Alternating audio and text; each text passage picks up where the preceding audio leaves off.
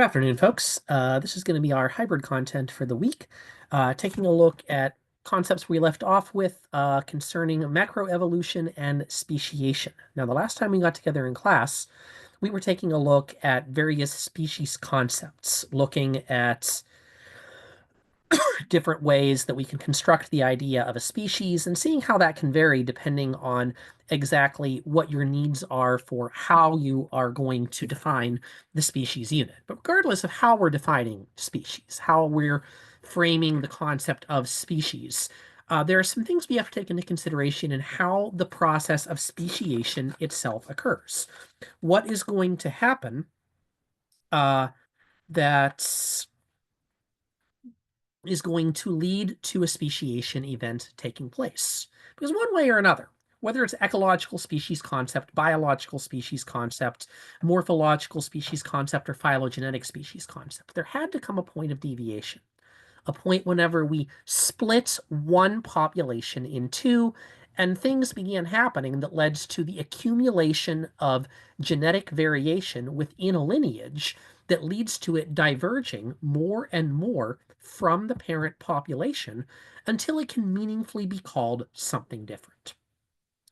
Now, regardless of what species concept we're dealing with, something had to occur to make this happen. There had to be some way in which we got that novel variation building up within some portion of our population that is going to let it start to do something different, starts to be quantitatively and qualitatively different in its characteristics so that we can say, yeah, this is a different kind of organism than we had before. And so in order to achieve that, some way, somehow, we had to cut off gene flow. There had to be a situation in which some bit of the population stopped exchanging genetic information with the parent population. And that enables our new little subpopulation to begin building up genetic variants that gradually make it more and more and more divergent from the parent population from which it sprang until it can meaningfully be called a new species. Doesn't matter what's happening to the parent population. Parent population might remain static in this time, going on exactly as it was, staying the same group. Parent population might also be diverging in a new direction, giving rise to yet another new species. Parent population might go extinct. Doesn't matter. But one way or another, there had to be a cutoff of gene flow so that variation could accumulate in a new lineage. We call that a reproductive barrier. And that's a fundamental precondition for speciation to occur. There had to be a reproductive barrier that arose somewhere along the line. So when we talk about a reproductive barrier, this is any circumstance that cuts off gene flow between two portions of a population, therefore allowing the accumulation of genetic variation in one or both of the new subpopulations as a precondition that can lead to speciation. However, it proceeds from there. That reproductive barrier is the necessary starting point that lets a speciation event begin. Now, when we're talking about reproductive barriers, we can talk about them as either prezygotic barriers or postzygotic barriers. And by the way, if you're following along with the notes, we're in the same note packet that we had from when we talked about this last time in class, the one on macroevolution and speciation. All the terms that I'm giving you are going to be in that packet. Now, a prezygotic barrier is any situation in which we have a reproductive barrier that prevents the organisms from mating in the first place. Any situation that disrupts gene flow within a population by preventing successful mating from happening to begin with. And we can talk about prezygotic barriers taking several different forms. Now, the most obvious and easiest one of these is geographic isolation. Geographic isolation is a prezygotic barrier in which gene flow is cut off by unsurmountable geographic barriers. In other words, there's something going on with the physical terrain that simply makes it impossible for the organisms to reach each other. This is probably the single most common reproductive barrier that you just have terrain that can't be crossed, the organisms are physically separated from one another. That might be due to sheer distance. That might be a result of geologic remodeling of the environments, say a big earthquake that changes the course of a river and splits a population up. That might be a result of continental drift separating portions of a population from each other. That might be because of populations being separated by a mountain range, by a big rift valley, by something else that they can't easily cross. It might be because of something like islands, where populations can't readily get from one island to another, and therefore you have organisms that can't get to each other because they can't cross open water. All of these things are examples of geographic isolation that would keep organisms from reaching each other and therefore cut off gene flow. Now, sort of similar to geographic isolation, but not exactly the same thing, is habitat isolation. Habitat isolation refers to a situation where you have not necessarily the presence of an uncrossable geographic barrier, but you have different habitats within the same region. The organisms might live physically close to each other. It might technically be possible for them to get from one space to another, but because they are adapting to different habitat zones within the same area, they don't regularly come into contact with each other. And therefore, that creates an isolation pattern between the populations. A classic example is right here in Pennsylvania, where we have the terrestrial garter snake, which is adapted to living in forest environments, and we have the aquatic garter snake, which lives in lakes, ponds, and streams. Because the aquatic garter snake is a water dweller and the terrestrial garter snake is a forest dweller, they very seldom ever come into contact. And as a result, you get habitat isolation based on the zones that they are adapted to. They might literally be slithering around within 10 feet of each other and not come into contact because their adaptations and their circumstances are for different habitats. You guys are probably going to get sick of me bringing up the Galapagos Islands, but it's a good evolutionary example for a reason. In many cases, Darwin is famous for his studies of the finches at the Galapagos Islands. And if you study it in Galapagos, you will see that there are often multiple species of finch that inhabit the same island. And that's possible because many of them will occupy different habitats on that island. That you will have lowland finches, for example, that are adapted to living near the coasts. You'll have upland finches that are adapted to living in forested highland regions. You'll have finches that are adapted to living in the more desert regions of the islands and burrowing into cacti.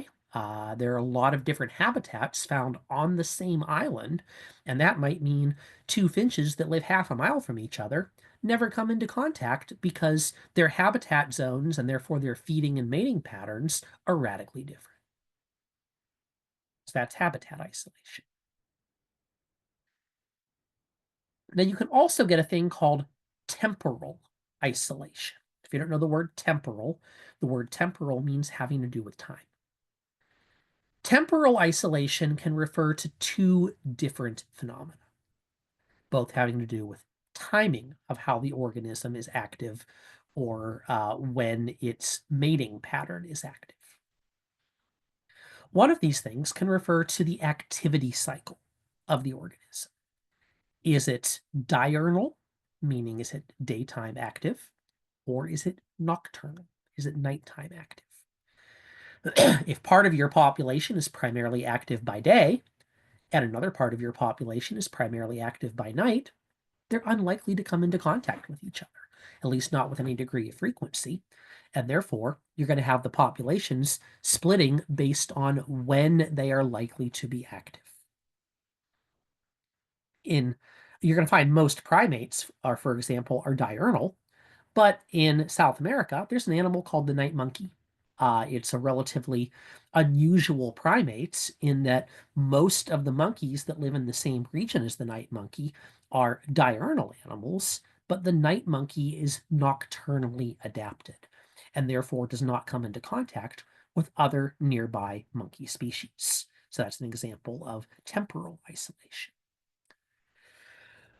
You could also get temporal isolation based on mating seasons. Now, humans are interesting in that we do not have a mating season. Our fertility is year-round. Most organisms are not like this. A great many species have a mating season, a specific time of year when they are fertile and ready to mate, and most of the year they're not. If organisms have different mating seasons or different mating cycles, then they're going to get out of sync with each other, and populations with different mating seasons are not going to be able to mate with each other because they may not even be fertile at the same time, and that creates temporal isolation of one population from another. One example that is known right around here is cicadas. We dodged a bullet this past summer here in Western Pennsylvania that many other parts of the country did not, in that we did not get covered in cicadas. Now, some of you might remember there have been times in the past when Western Pennsylvania has had a lot of cicadas. And that's because cicadas have a multi-year activity cycle where they will mate, lay their eggs deep underground, and then go into a lengthy multi-year hibernation cycle. They won't emerge from the soil for, depending on what kind of cicadas you have, 7 years, 13 years, or even 19 years. And then when their cycle is up, they'll emerge from the ground. They'll spend the summer getting all over everything, mating like crazy, screaming outside, keeping everybody up at night, getting on everybody's windshields, then burrow back into the ground, lay their eggs, and do the same thing all over again. But here's the thing. If you've got a brood of 7-year cicadas and a brood of 19-year cicadas, yeah, once in a while, by luck of the mathematical draw, their years might synchronize with each other, but for the most part, they're not gonna. And as a result, they hardly ever come into contact. That is temporal isolation. Their mating seasons just don't line up. On a smaller scale, all you need is an organism that has its mating season in the spring and another one that has its mating season in late summer. They're just never going to be fertile at the same time. Another example is a thing we call behavioral isolation. Behavioral isolation refers to differing methods of communication, or in particular, courtship rituals. A lot of animals, particularly birds, we will find, birds and reptiles, often have a courtship ritual or a mating dance or something like that that is done to indicate, hey, I'm trying to get the attention of you, the mate. There's this sort of ritual behavior I will engage in that indicates that I am fertile, I want to mate with you, etc. And a lot of birds have these behaviors. Some reptiles have these behaviors. But mating behaviors like that are often species specific. Communication behaviors are often species specific. And if you get it wrong, nobody's going to know that you're trying to communicate with them, and that might make mating impossible. For example, birdsong.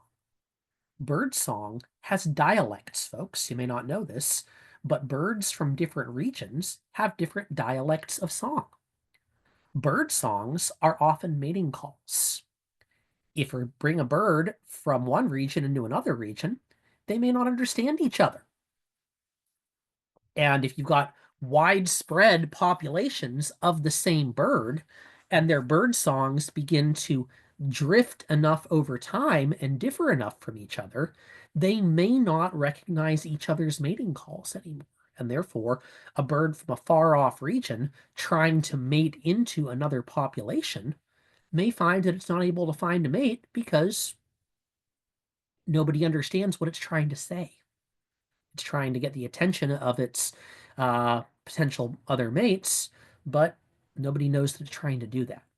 It's like trying to pick up a stranger in a bar where you don't speak the language.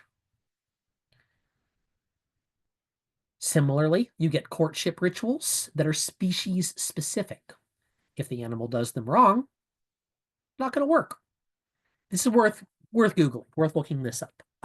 But the blue-footed booby is a bird, once again, Galapagos species, but you'll find them in several parts of the Pacific. You'll find a lot of them in Galapagos, but a few other islands host them.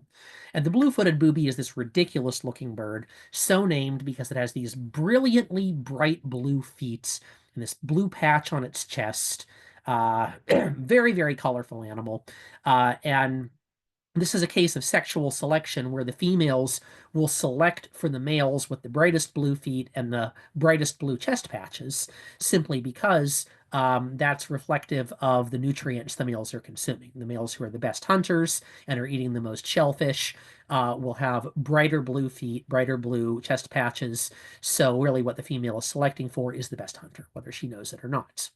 Now that means that when mating time comes, the male blue-footed booby does a mating dance, and he'll present himself in front of the female, and he does this series of kind of ritual actions in front of her, and I've seen this in Galapagos, and it's amazing and silly to see, where the male will stand in front of the female, and he'll do this kind of like multi-step thing where he presents both of his feet to her, and he'll spread his wings out to show off his chest patch to her one by one, to stick his beak up in the air and spread his wings wide, squawk, and if she likes his moves, she'll do certain ritual actions in return to show that she's receptive, and then they'll go off and mate. Now, there is also a red-footed booby. And the red-footed booby is a related species, but they're a rarer species. Once in a great while, a red-footed male will get a little bit lost, find his way into the areas where the blue-footed species is more common. Doesn't happen often. And he'll try to mate with a blue-footed female. But the red-footed species has a different courtship ritual, a different mating display. And if a red-footed male presents himself to a blue-footed female, and I saw this and it was hilarious, the red-footed male did his mating display to a blue-footed female, and she just looked at him like he was completely crazy and wandered away. And he's just like, what happened? What's up? What did I do wrong? Because she didn't recognize the mating behavior. So that's behavioral isolation, folks. Okay. Another kind of prezygotic barrier is mechanical isolation. Mechanical isolation means that there are structural or morphological differences in the organisms that physically prevent them from successful mating. That there's something about body plan or something about the physical structure of the organisms that makes it impossible for them to exchange gametes with each other. I've been given nothing but animal examples. But let's remember that all these evolutionary forces apply to plants as well. In the Pacific, along the Pacific coast of California, and in some of the dry highland areas in the Southwest, you got sage plants. There's white sage and there's black sage. But here's the thing. Sage flowers have very specific shapes adapted to specific pollinating insects. They live in symbiotic relationships with their pollinators. And here's the thing. The flower of the white sage has a shape that is well adapted to the specific insect that pollinates it. So does the flower of the black sage. And those bugs cannot fit in each other's flowers.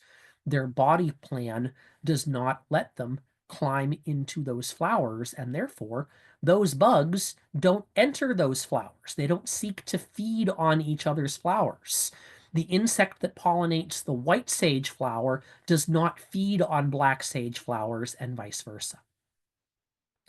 As a result, we have two separate populations of sage, we have white sage and black sage, that do not exchange genes because they rely on insect pollinators, and their specific pollinators do not go to each other's plants. So it's an example of mechanical isolation.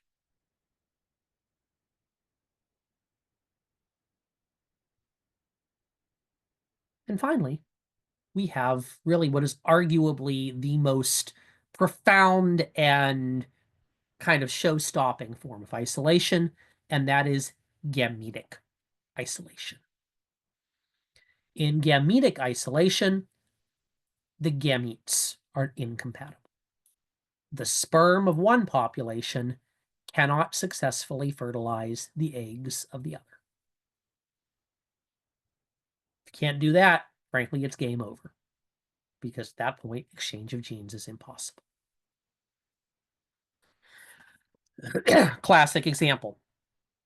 In the waters off the coast of Baja California, in the Pacific Ocean, you will find two populations of sea urchins that live physically very close to each other. You'll often find them growing on the same coral reefs.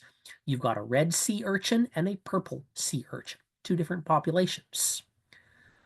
The way these sea urchins reproduce is the males will actually release their sperm into the water around themselves, and the sperm will float on the currents, swim through the water, and fertilize other nearby sea urchins. Because the sea urchin is a sessile animal. The word sessile, if you do not know this in the animal kingdom, means a non-moving animal like a sea urchin or a barnacle or something like that. And so they rely on drifting sperm in the water to fertilize other sessile sea urchins nearby. That means, since they often grow in the same coral beds, that sperm from a red sea urchin sometimes makes it to a purple sea urchin and vice versa. But the sperm of one is incompatible with the eggs of the other. They can't fertilize each other. That is gametic isolation. And therefore, that makes an unstoppable prezygotic barrier between the two. So, all of these things are examples of prezygotic barriers, situations in which successful mating doesn't happen to begin with, and therefore act as a starting point for the split of a population into novel species groups.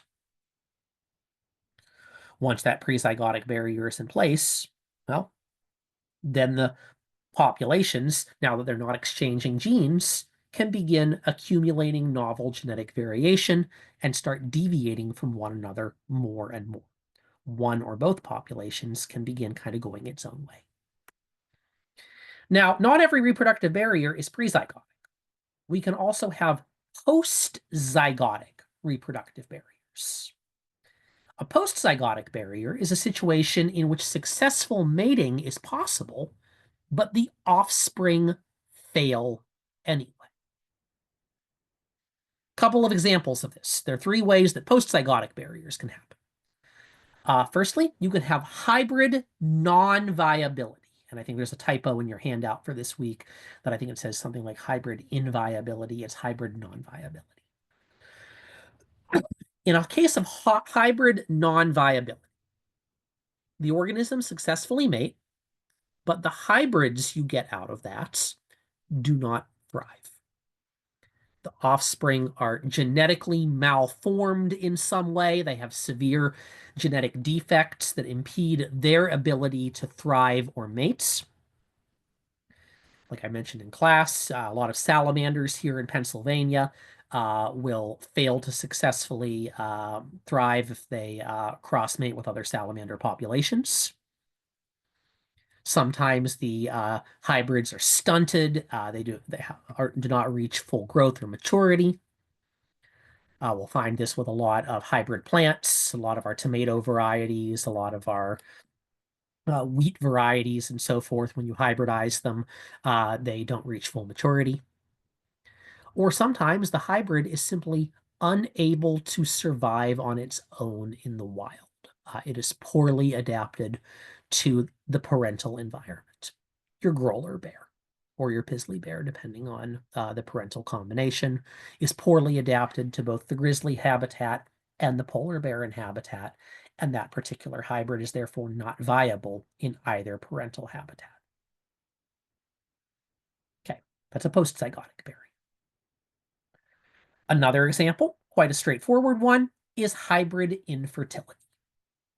The hybrid is viable. It's a perfectly healthy and functional animal. It can feed itself. It doesn't have any inherent genetic defects preventing it from growing or functioning, but the hybrid is sterile. The hybrid cannot reproduce. Your mule. And finally, and this is an interesting one, we have a situation called hybrid breakdown. Hybrid breakdown is a situation in which your first generation hybrids are viable and fertile. They do okay. They have no inherent problems of their own. They're able to grow and thrive, and they themselves are fertile. But their offspring are non-viable, infertile, or both. So the first generation hybrid does okay, but when it goes to reproduce, the offspring it makes do not work. They have inherent genetic problems, or they themselves are unable to reproduce. Hybrid breakdown is a common problem with a lot of human cultivars that we make for agriculture. A lot of rice hybrids exhibit hybrid breakdown. A lot of cotton, corn hybrids exhibit hybrid breakdown. This is fairly common with many of our domestic plants. Some of our domestic dog breeds exhibit hybrid breakdown as well. So these are all examples of post-zygotic barriers, situations where you have successful mating, but then something happens in the population after the fact. Now, regardless of whether my reproductive barrier is pre-zygotic or post-zygotic, does not really matter which. Once the barrier is in place, what we have achieved is a block that prevents genetic exchange between two populations. Now those populations can begin to deviate from each other. Gene flow has been interrupted, and one or both of the new subpopulations can begin to do something differently. As I said earlier, maybe the parent population is basically in the same situation it was in before, facing the same selective pressures that it was before, and it more or less remains as it was. But the new subpopulation that broke off from it begins adapting in novel ways.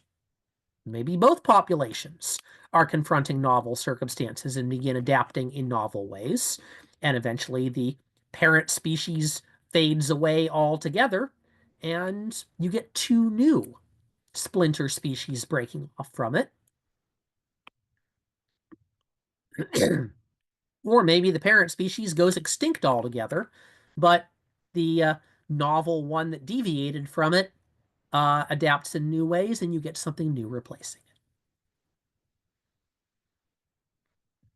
Regardless of which barrier we're talking about and which of these pathways we proceed by, speciation can proceed by two basic models. There are two basic processes of speciation. We can talk about either allopatric speciation or sympatric speciation.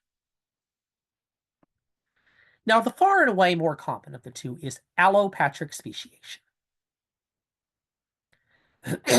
Allopatric speciation is the division of a gene pool into two or more smaller gene pools, almost always as a result of geographic isolation, sometimes habitat isolation.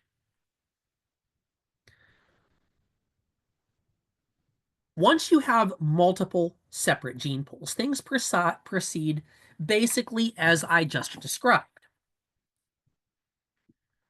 Your population got divided up in some way. Maybe there was a migration event. Some of the organisms were trying to migrate, and maybe a storm blew them off course and they ended up someplace they didn't plan on being. Maybe there was a major geologic event like an earthquake that changed the course of a river and split a population in two. Maybe continental drift split apart a landmass, and now populations are looking at each other across the divide, unable to reach each other. Maybe melting glaciers filled in low-lying land areas and caused places that were previously attached to be separated. One way or another, a population has been physically divided up. They can't get to each other anymore. Now that this is the case, one or both of my new populations begins adapting to the local conditions in which it finds itself. And one or both of my new populations begins accumulating novel genetic variations to become better at working in the environment that it's in.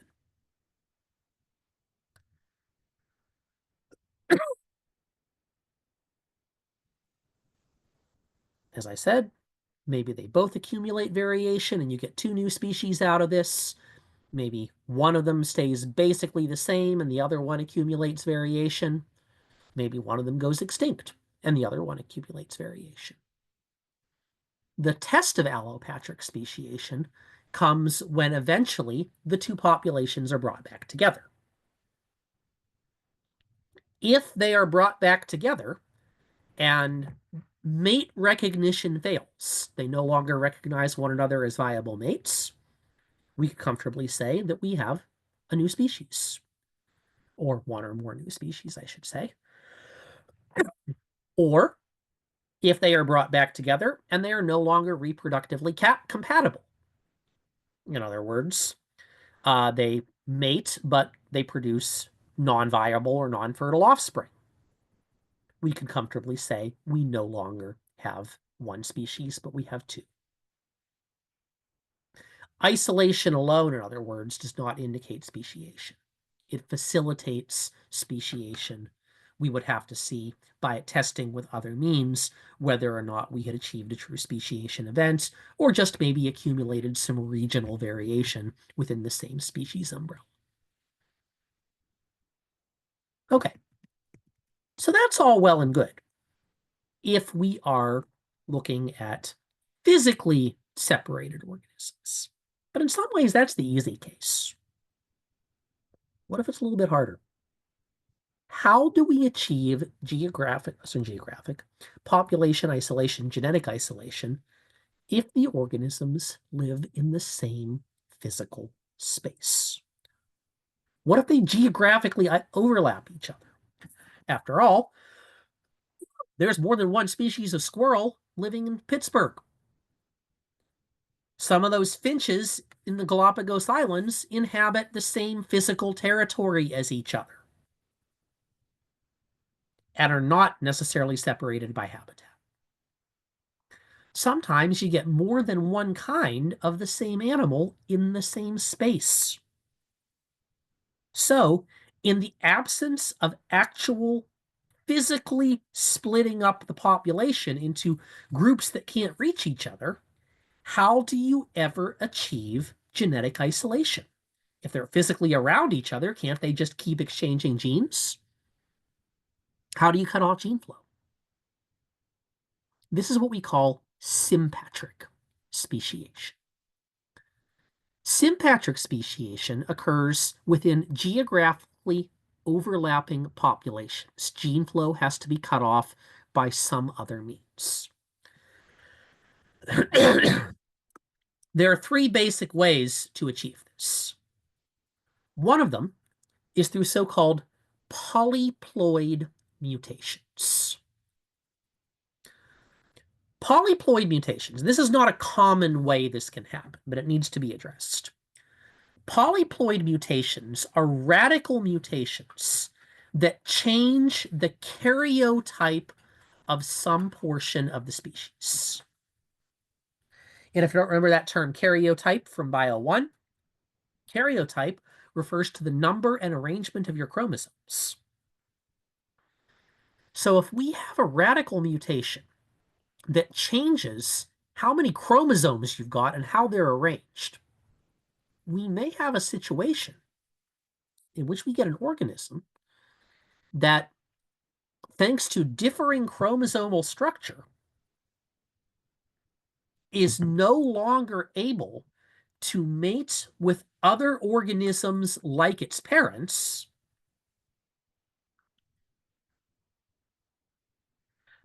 In other words, it's incompatible with organisms that had the original chromosomal set that gave birth to it, but it's viable and fertile and is able to mate with other mutants like itself,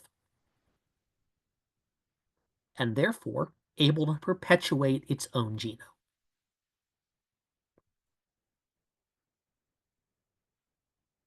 Now, you might say to yourself, okay, how does that happen?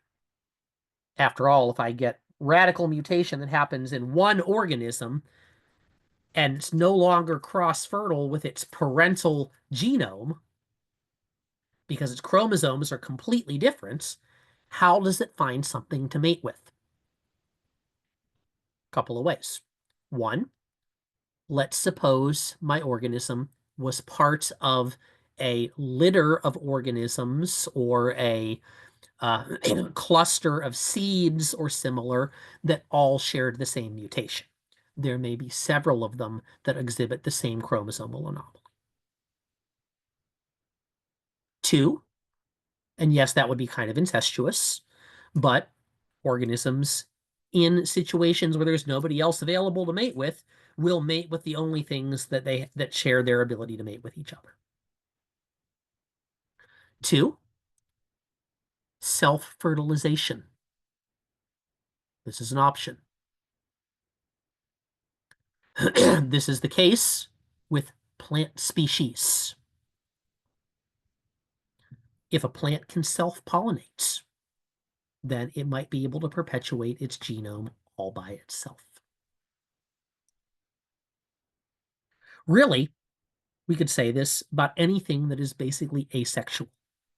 If an organism is asexual, whether that means that it doesn't use sexual reproduction to begin with, or whether that means that it's self-pollinating or self-fertilizing in some fashion, then it can perpetuate the genome without any outside help. It should come as no surprise to you, given what I've just said, that polyploid mutations are way more common among plants than they are among animals, because plants are way more likely to have the circumstances in which this would happen. They're way more likely to be capable of self-pollination or self-fertilization. Animals generally can't do that.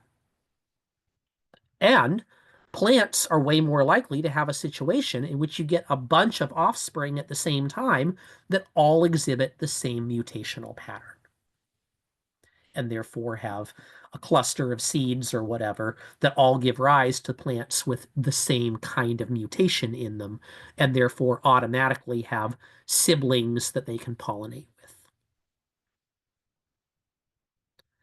And plants, unlike most animals, do not exhibit the kind of anti-incest instincts and behaviors that might lead to them not doing that thing.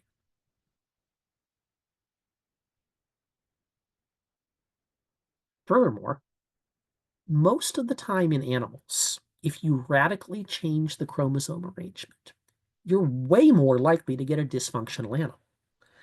Animals rely much more than plants do on highly consistent, stable body plans with organs and structures that are very specialized, that have to work in very specific ways in order for the animal's complex body to function well, and tissues that have to be arranged just so. Well, plants, that's not so much the case. Plants don't have complex organs or true tissues. If you radically change the structure and morphology of a plant, guess what? If it can still grow, if it can still photosynthesize, And if it's still fertile, even radically changing its structure isn't necessarily a problem, in a way that radically changing the structure and arrangement of organs or the body plan of an animal might very easily make that animal non-viable. Think about the changes that happen in humans if you add just one chromosome. In the case of Down syndrome, think about adding 2, 3, 10, 24, 23 extra chromosomes. There's a reason that polyploid mutations are rare in the animal kingdom. They do happen,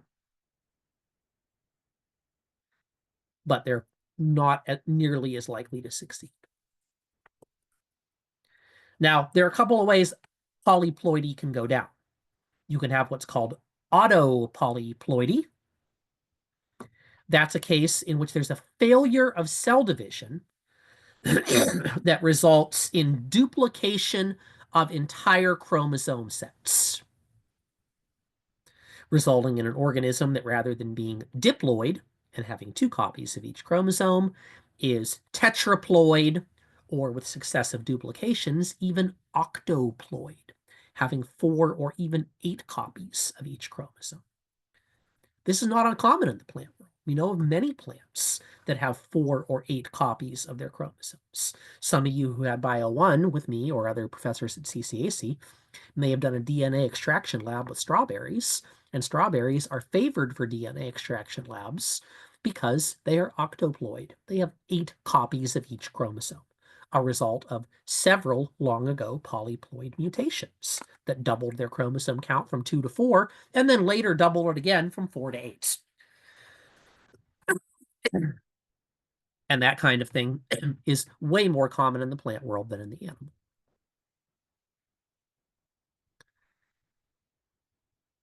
And again, easier for a plant to survive than an animal.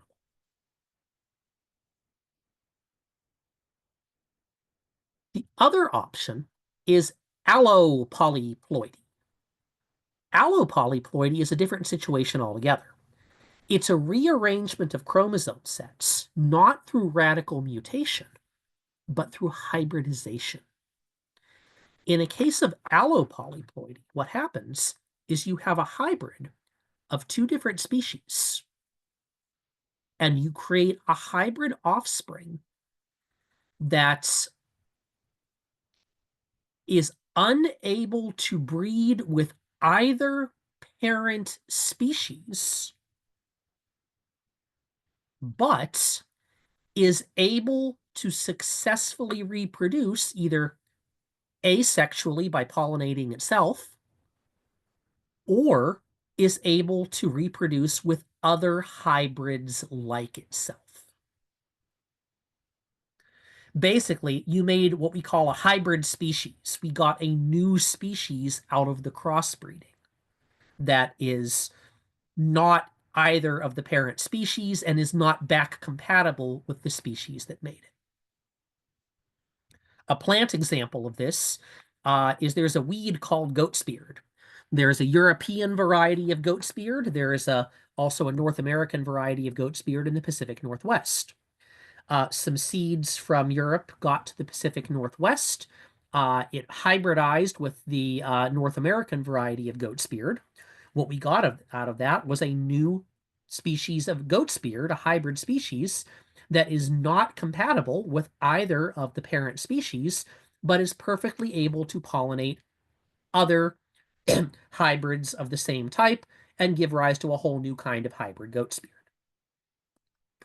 We have an animal example of this. And yeah, I'm going to go to Galapagos again, where a couple of years ago on the Galapagos island of Daphne Major, a little tiny uninhabited rock in the Pacific Ocean, a storm blew a finch from one of the other islands to this little tiny island.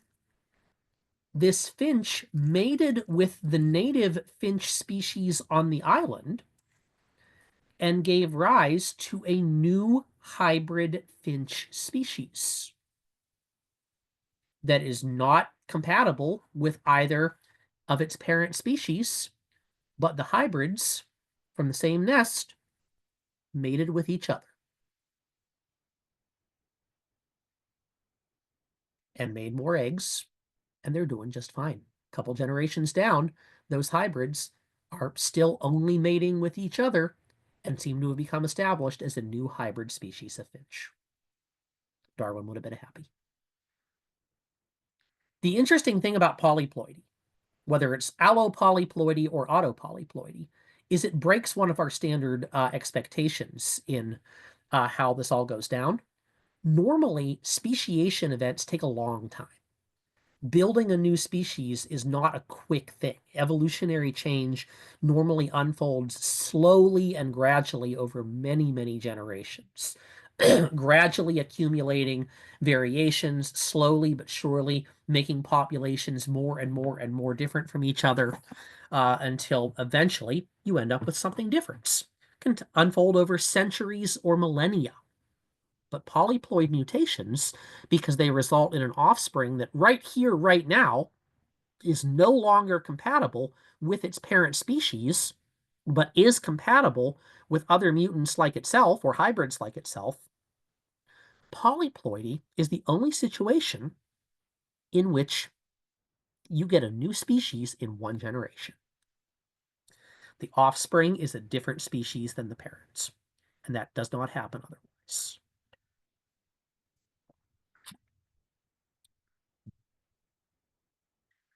Now, a more standard gradual sorts of change is going to come about from a thing called habitat differentiation.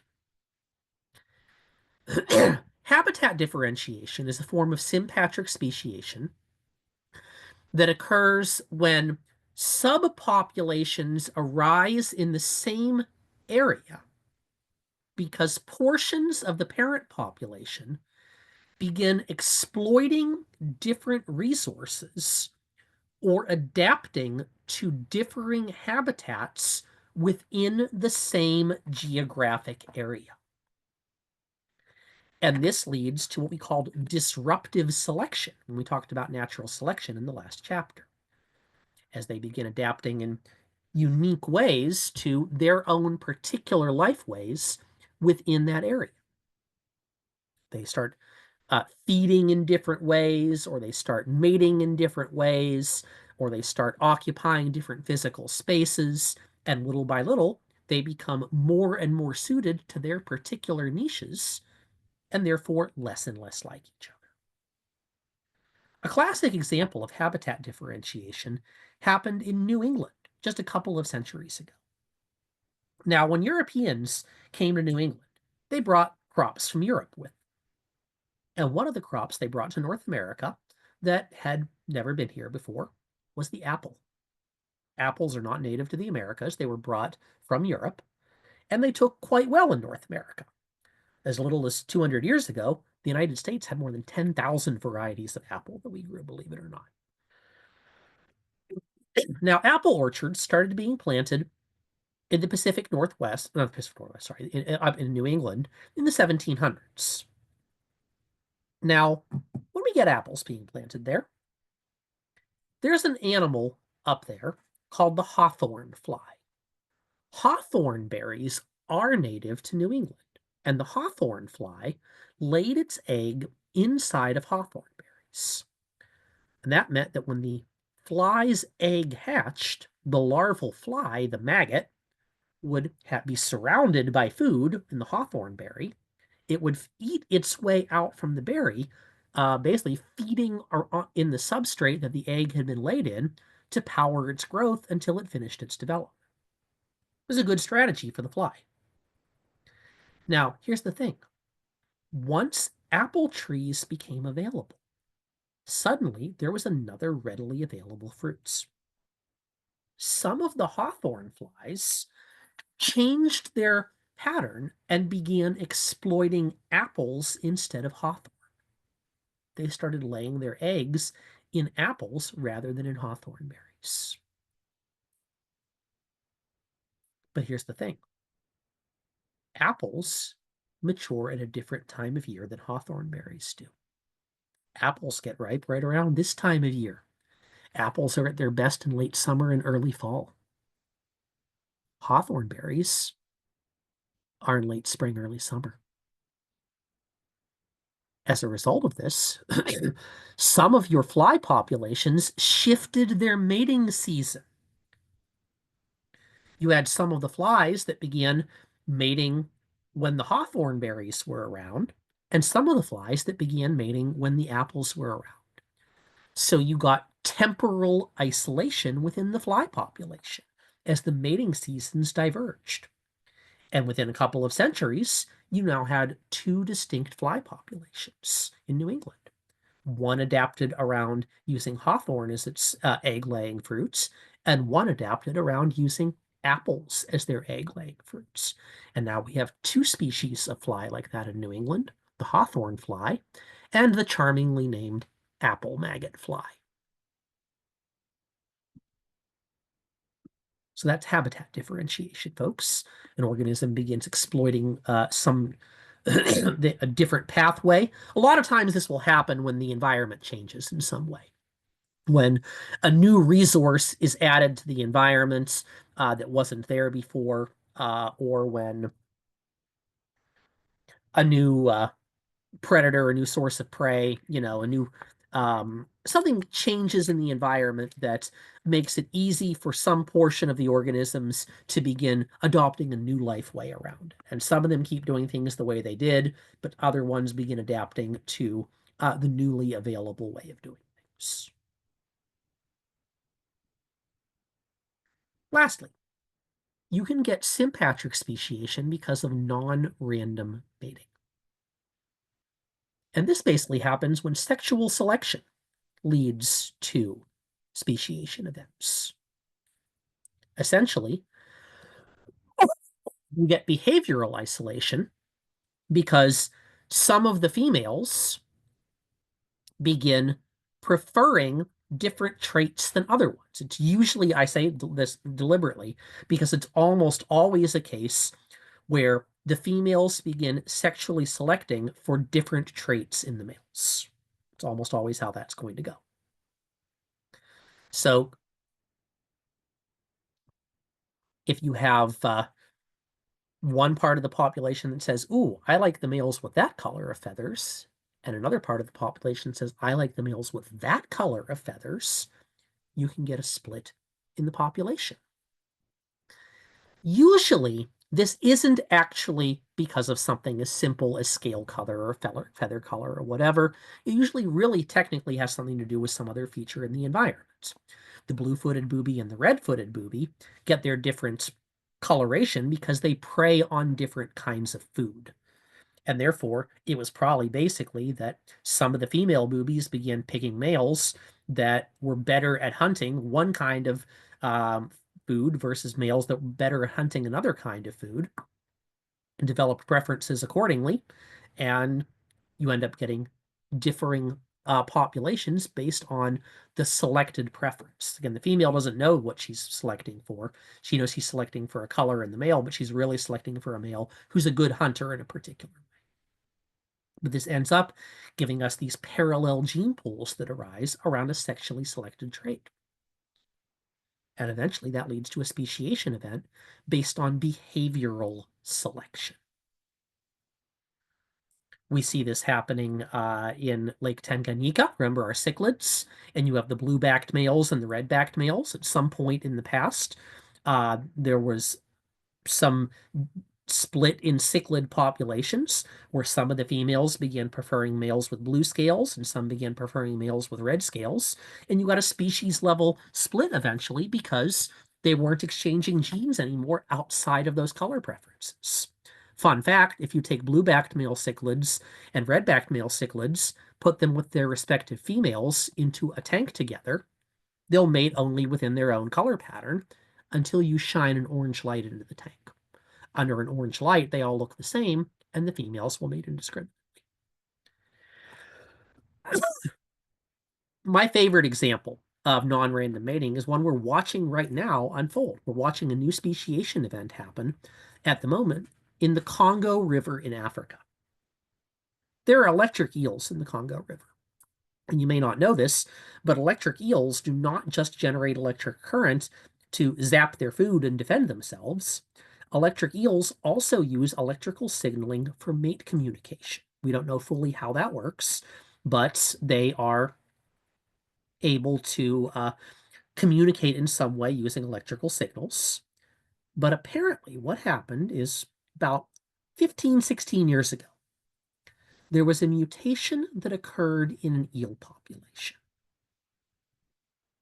that caused some of the electric eels in the Congo to begin emitting electricity at a different frequency than other eels. So you have this cluster of eels. They were all from the same clutch of eggs, apparently, that were communicating on a different frequency than the rest.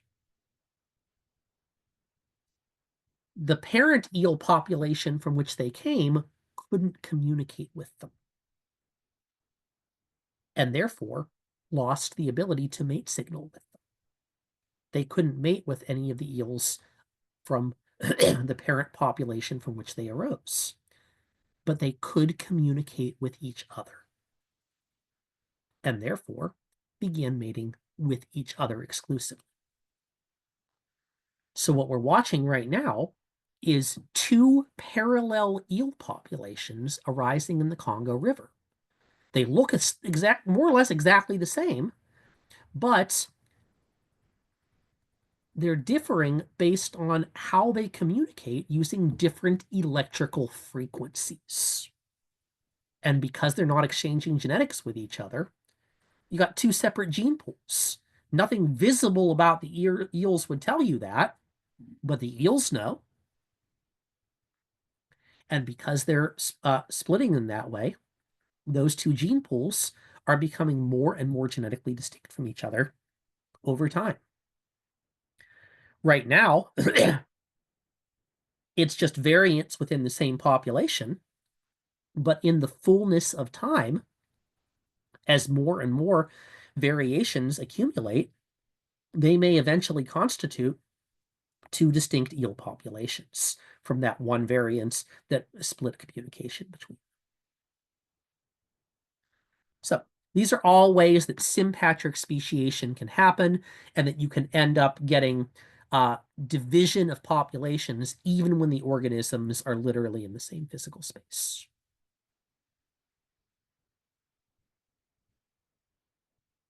All right. So this is all different ways you can get speciation happening. Another concern, let's talk about. How fast is speciation? How quickly does this go? Now, Darwin believed that speciation was this slow, steady progression. He thought it was this gradual, geometric climb at a pretty steady rate over time. This was something he was absolutely wrong about. If you look at the actual fossil record, you will see that's not how it goes at all. That you'll have long periods of stability and then spikes in the fossil record when in a relatively short period of geologic time, lots of species go extinct and lots of new species appear quickly. This is quite common. That for lengthy periods, there's not a lot of variation, and then you'll have relatively brief periods. Now, relatively brief in geologic time can be thousands or tens of thousands of years, when lots of new species appear real fast. So what affects the actual pace of speciation? Fundamentally, the thing we're talking about is differing selective pressures. The more you ratchet up the selective pressure, the faster speciation is going to happen. Because the more pressure there is on a species to adapt, the more rapidly that species is going to die off if it doesn't, and the more rapidly it's going to change if it does. Two things I want to talk about here, two phenomena. One of them is an evolutionary phenomenon called punctuated equilibrium, which was first proposed in the 1970s by two famous evolutionary biologists named Niles Eldredge and Stephen Jay Gould. You might have heard of Stephen Jay Gould. He was kind of a famous evolutionary biologist. and he wrote quite extensively. He was famed for his kind of popular books on evolutionary biology. He was kind of like one of those Neil deGrasse Tyson sort of people that was a good spokesman for science. He wrote a lot of things that were quite accessible for ordinary people to read. A lot of his books on evolution are still in print. Sadly, Gould died of stomach cancer about 15 years ago. Niles Eldredge is actually still alive, still working, although he's in his 80s now. But Gould and Eldredge conceived this idea of punctuated equilibrium. And the idea behind punctuated equilibrium is that evolution is characterized by long periods of relative stasis or equilibrium, interrupted or punctuated by short periods of rapid change. And the reason for this, they say, is because for the most part, environments tend to be relatively stable over time. And when your environment is relatively stable, selective pressure is relatively low. If not much has changed in your environment, if there are no major new predators coming in, no new major diseases coming in, if the habitat is more or less the same, if the climate is pretty much stable, then aside from, occasional fluctuations, by and large, the adaptations that work now are going to keep working 10 years, 100 years, 1,000 years from now. You're going to be able to keep doing what you've been doing. Selective pressure will be low, and therefore, novel adaptations are not under significant evolutionary pressure to take off. So the population is not being forced to adapt quickly. Yeah, occasionally mutation will cough up something new and amazing that will give organisms some super cool advantage, but there is no significant pressure that says that you're under like, okay, you got to adapt now or you're going to die off. So unless some mutation spits out something that is so radically advantageous that it changes the whole equation, minor perturbations aren't going to shift what's going on much.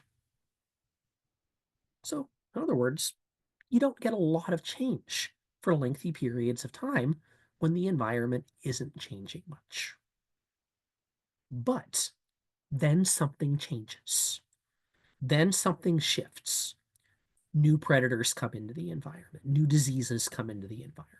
The climate shifts radically. Or there's a big cataclysmic event, volcanic eruptions, meteor hits the planet, something like that. Ice age begins, ice age ends, massive climate change events. Humans come in and bulldoze your forest, whatever. When something big happens, suddenly selective pressure ramps up in a big way. And when selective pressure becomes high, now your population is in a crisis. You got to adapt now or you're going to die off real fast. Now, this does not make new adaptations appear. Remember, evolution does not create new features in response to environmental events. What it does mean is that all of a sudden, existing variations that were under no pressure to rise to the fore and outcompete other things, now they're under that pressure to outcompete other things. It didn't matter as much whenever the environment was steady, but all of a sudden, the environment is way more challenging than it was before, and the same old traits aren't cutting it anymore. But you over here, you who have the really cool variation, now it's your time to shine. And that's why evolution proceeds in fits and starts. When something crazy happens that changes the environment in a big way, you get rapid spikes of change in which lots of new species appear relatively quickly, because it's either that or go extinct. And make no mistake, lots of extinction happens in those times as well, because many species confronted with that novel challenge will not, in fact, have a useful variation that will help them through it. That's, in fact, more likely. That when you are challenged by the big shift in climate, by the big shift in predators, by the big new problem, odds are good that nobody in your population, by luck of the draw, is going to have just the mutation they need to overcome the challenge. And your population goes extinct. I've said it several times in this class, folks. 99% of everything that has ever lived is extinct. This is why. So that's punctuated equilibrium.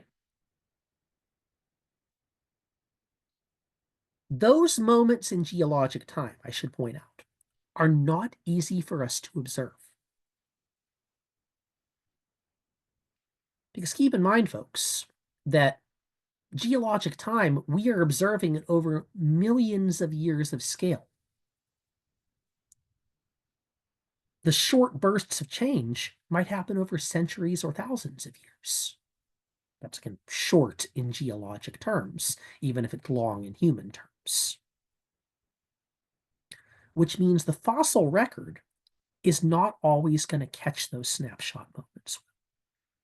We're more likely to see the before and the after. This is why, more likely, what we're going to see is a layer of fossils, the rock bedded in the rock, and then we're going to see a new rock layer with totally different stuff on top of it. The moment of transition is unlikely to be caught while it's happening, just because it's so brief that the mathematical odds of getting a perfect picture of it preserved are very low. The fossil record is woefully incomplete. If we are ever fortunate enough to find a fossil period, we count ourselves lucky. We never get a perfect progression of the whole sweep of time. Every fossil we have is a fleetingly captured bone.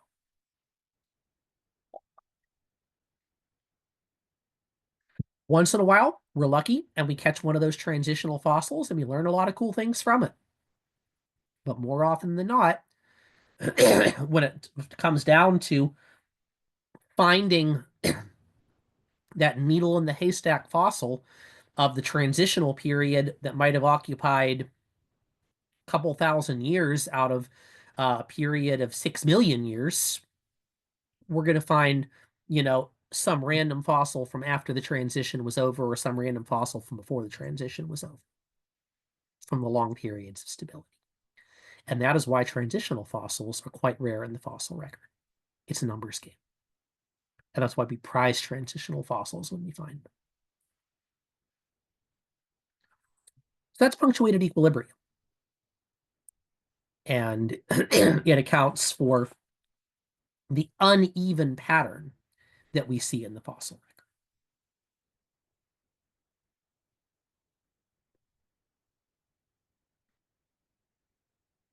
It's also worth pointing out that when we're looking at the fossil record, we see the hard bits, soft tissue changes, gradual changes in things like squishy anatomy, muscle and organs and so forth, not really captured because those things don't fossilize. Gradual changes in physiology. We're never going to see fossils of physiology because we don't see bodily processes. DNA, we have almost no DNA from the ancient world. Beyond a certain point, DNA degrades. Behavior, we can only infer it from the clues left behind by the fossil record. So a lot of these things we don't see at all. Now, the other phenomenon that affects the pace of evolutionary change is a thing called adaptive radiation. Adaptive radiation is the evolutionary phenomenon of seeing lots of diversely adapted species springing forth from a common ancestor in a relatively short period of time. And this is the thing we see in the fossil record on a fairly regular basis, that we'll see situations where going along, and all of a sudden, lots of new species appear in a fairly short period of geologic time. Why would that be? Why would you get a whole bunch of new species in a fairly short period of geologic time? Two reasons. One, a new environmental niche opens up. If organisms move into a space where nothing like them has existed before, there's no competition, and there's open space in the ecosystem that they can occupy, all of a sudden, lots of potential adaptations can work. Like when life first came onto land, nothing else was there. Lots of nutrients, lots of resources, lots of physical territory. That meant that many, many, many possible adaptations could succeed without getting in each other's way. You want to try out this body plan? Sure, that one works. You want to try that body plan? Go for it. And that meant that many different variations that in a more competitive environment may not have worked as well can succeed. So when life moves into new niches, whether it's physical niches or habitat niches, you will find many diversely adapted species with lots of new structures, lots of new features, lots of new ways of making a living tend to appear in a fairly short period of geologic time, because in an environment where there's no competition, lots of possible survival strategies will work. Lots of possible body plans will work. Lots of possible feeding strategies will work. Lots of possible mating strategies will work. Life can try out new things with limited competition. This is what we saw in the Cambrian explosion. Lots of novel animals showed up in a really short period of time because animals weren't really a thing. And therefore, many different kinds of animal body plan, including some really weird ones that we don't see anymore, worked. That's what we saw when life first came onto land. We saw it in phases. We saw when there were no plants on land, lots of new plants worked really well. Later, when there were no new animals on land, lots of new invertebrate animals worked really well. When vertebrates came onto land and there were no vertebrates on land, lots of new vertebrates worked really well. At the end of the age of amphibians, lots of new reptiles worked really well, and so forth. Speaking of, that leads us directly to the other situation in which we see adaptive radiation, and that is after a mass extinction. Whenever there has been a significant environmental change, when the world has been shaken up in a big way,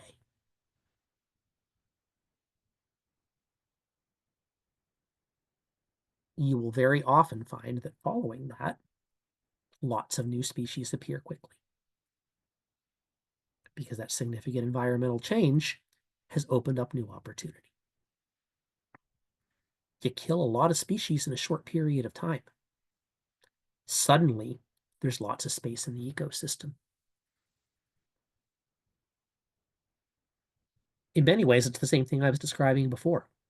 If a new niche opens, a new resource becomes available, a new opportunity is present in the ecosystem, regardless of what caused it, you're going to get lots of new things appearing to take advantage of it. And mass extinction is in some ways the ultimate version of that, because many species will go away in a short period of time.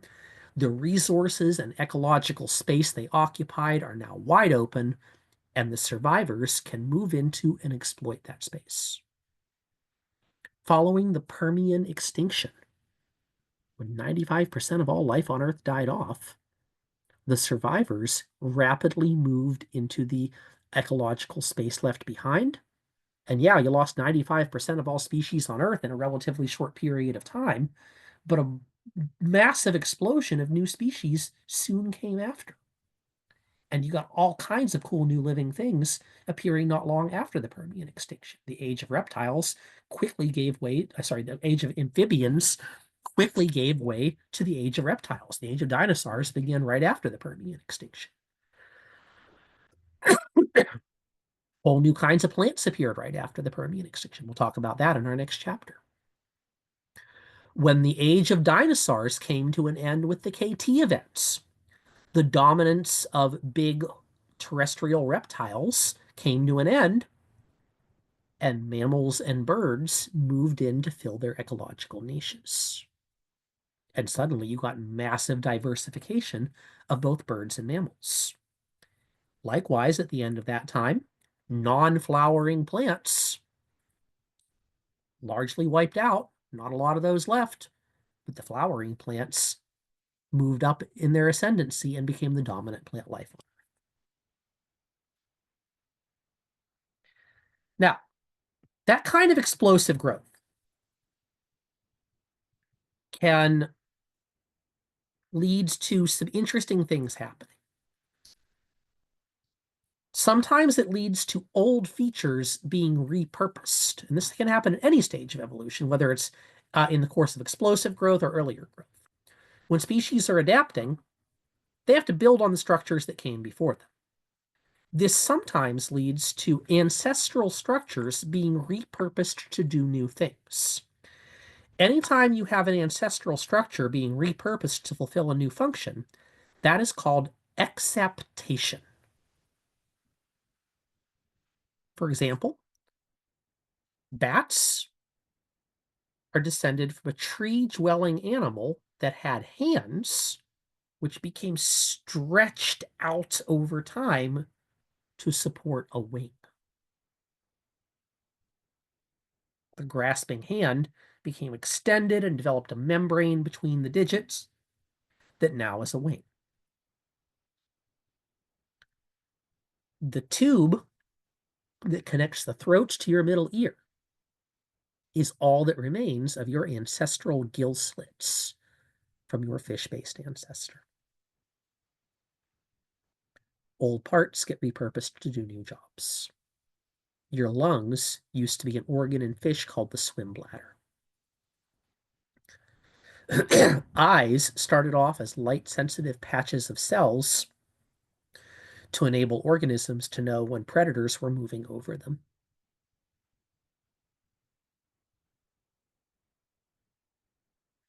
One argument you will commonly hear against evolution by people who still criticize evolution is, well, something like an eye could not have possibly evolved because every bit of an eye is too complex to work by itself, and the eye requires all of them to work. What those people don't understand is that the eye did not evolve all at once, and that the parts of the eye evolved piecemeal, and each stage along the way was doing something, and it's not necessarily the same something that it's doing now. Now, the other thing you need to understand about all this is that when you get a phenomenon like adaptive radiation, lots and lots and lots of new things can appear at once. You can get a rapid burst of novel species change. Lots and lots of new species appearing quickly, lots and lots of new adaptations appearing quickly. But the environment has a maximum carriage capacity. It can only support so much. There will be a limit. And over the course of time, as those empty eco niches fill up, things will stabilize. And all those diversely adapted populations that appeared initially are going to begin competing with each other for resources. You will find that out of the many that appeared in the quick initial burst, some are going to turn out not to be so good in the long haul. And it's going to turn out, okay, well, we tried out a whole lot of kinds of beetle early on, but maybe some of these are not such good beetles. Or maybe we tried a whole lot of kinds of horse early on, but it turns out some horses are more effective horses than others. And you get what's called species selection. Species selection is what happens when you get competition among closely related species, and the most well-adapted species are the ones that survive. And this is often a response to rapid diversification, where your early burst of quick diversification leads to lots of species early on, but then the field narrows, and as they begin competing with each other, the most effective species in a given environment tend to persist, and less well-adapted species ultimately die off. That you'll end up having a big, complex family tree of life early on, but many of its branches will kind of get pruned away, leaving behind only the most effective members. The human family tree is like this. In the early days of human evolution, there were many more kinds of human. There have been at least 30 named species of human in the family Hominidae. If you go back 2 million years, there were about a half dozen human species alive at once. Hell, go back just 50,000 years, there were at least 3 or 4 human species alive. But little by little, those branches got pruned down until now we as Homo sapiens are literally the last ape standing. The last hominid, the last upright walking ape. Okay, folks? It's worth pointing out, when that happens, it leads to the false impression of a trend. It gives the appearance that evolution had a goal. It makes it look like, okay, since the ones that survived are the ones that have this set of characteristics, that evolution was working towards the goal of horses that were large with a single toe, or evolution was working towards the goal of tall, upright walking humans with a large expanded brain case or whatever. And then everything in between was kind of an unfinished, half version of the eventual goal. And like I've said before, evolution has no goal. Don't let the illusion of species selection make you feel like you are the end goal, or whatever is alive now at the end of species selection was the end goal. That was just the one that emerged from the scrum of all the many forms that appeared in the initial burst. Doesn't mean that was the outcome we were working towards the whole time. Okay, folks, that is the last bit of what I wanted to tell you about concerning macroevolution and speciation, and by extension, we are done with the theory bit of our course and looking at how evolutionary stuff is working. I'm going to be posting for you in the near future a quiz on macroevolution and speciation. I'll post an announcement to that on the Blackboard site. This week, we're going to start talking about Kingdom Plantae. I will see you all then. I'll take questions about this in class on Wednesday. Hope you have a good rest of your weekend. Take care.